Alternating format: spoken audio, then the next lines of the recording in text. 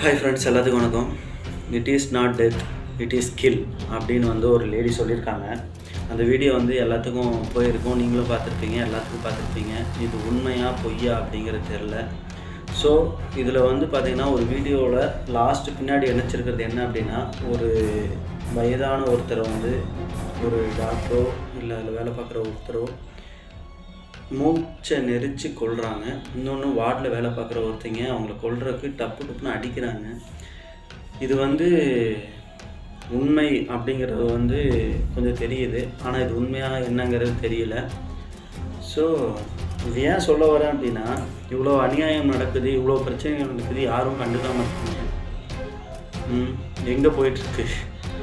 எங்கேயோ நாசமாக போயிட்டுருக்கு. சரி, ஓகே, அது விடுங்க.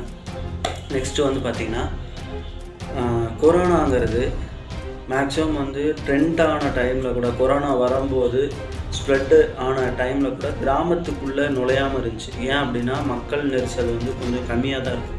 ஸோ அதனால் அது உள்ளே நுழையாமல் இருந்துச்சு.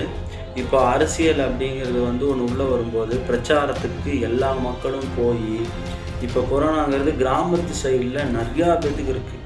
எங்கள் ஊருக்கு போகிறோம், முந்தானத்து போகிறோம், அங்கே கொரோனா இருக்குது, இதெல்லாம் கூப்பிட்டு போயிட்டாங்க அப்படின்னு.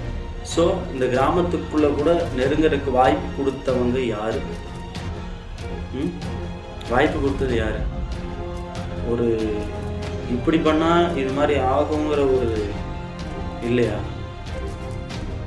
எதுக்கு நம்ம மேலே இருக்கோம், கீழே இருக்கும், அப்படி இருக்கும், இப்படி இருக்கும், எப்படியோ இருக்கும், நாசமாக போச்சேன் வந்துடுறேன்.